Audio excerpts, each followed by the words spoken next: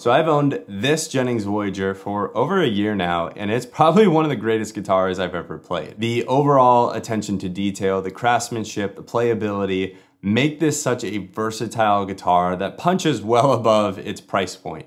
And because of that, I think this is one of my favorite guitars for praise and worship.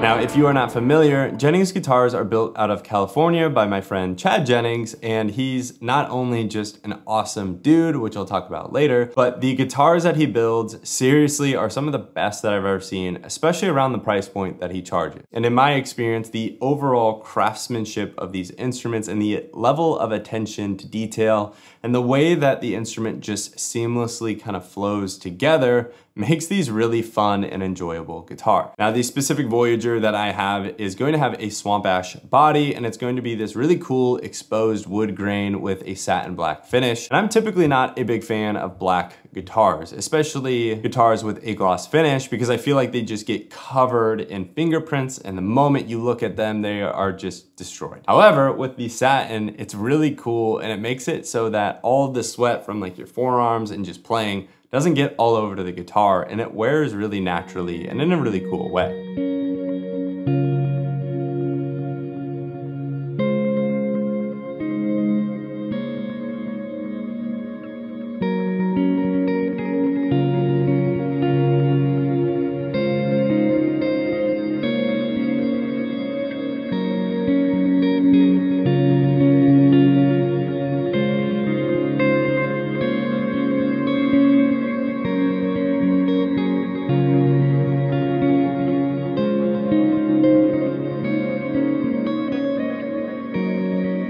And then of course, we also have a USA Bigsby with a roller bridge. We're gonna have Lambertone Cremas, which also make this perfect for worship music as well, because those pickups are designed by Lambertones specifically for the praise and worship guitarists, where they're able to handle anything you want to throw their way in terms of the overall effects, reverb, distortion, overdrive, delay that you want to put in front of them. One other tiny detail that I think is super cool is with the Voyager, you also have where you can add the name to the pickguard. And I think it's just one more thing that helps this guitar flow and feel like one cohesive instrument that plays really nicely together. I've played other high-end guitars that the body and the neck feel a little disjointed. It doesn't feel like everything copaesthetically works together. The neck or the headstock shape maybe just doesn't flow with the rest of the body. And in my opinion, Jennings doesn't have that at all. Everything really plays nicely together. And I think Chad was super intentional on how he built these guitars. And the headstock is unique enough in a way that has it still feeling familiar, but different enough where it's distinguishable among other offset style bodies. Now, speaking of the neck, it is going to be made of quartersawn roasted maple, and it's just got this really beautiful kind of caramel looking color to it where it really looks fantastic. And I love the bevel on the headstock where you get to see some of that natural wood grain pop through. And then you also have the matching black to the body. And again, it just helps tie everything together. And then having the Jennings logo with the chrome kind of outline matches the chrome hardware.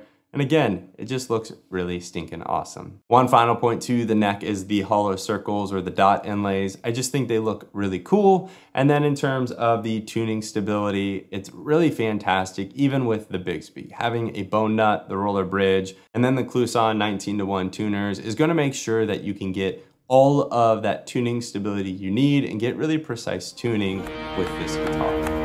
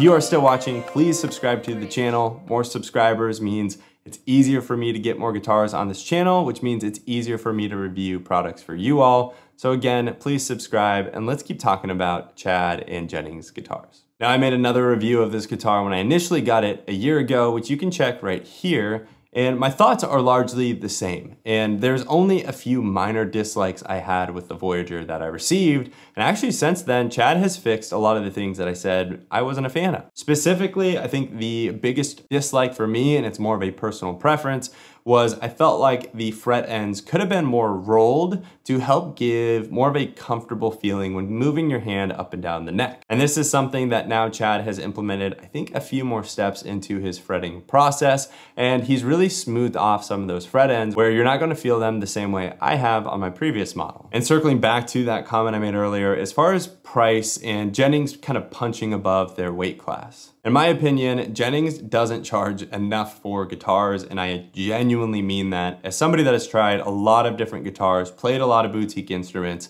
I feel like Jennings for $2,500, $2,700 for a new Voyager is an absolute steal. The attention to detail, the craftsmanship, the fluidity of the instrument as a whole is really something that I just haven't seen in this price point before. And that's something that I think Chad does a really phenomenal job at. And at least from what I've heard from every single person on Facebook or anybody that has worked with Jennings before, they absolutely love the build process and they really enjoy Chad as a person.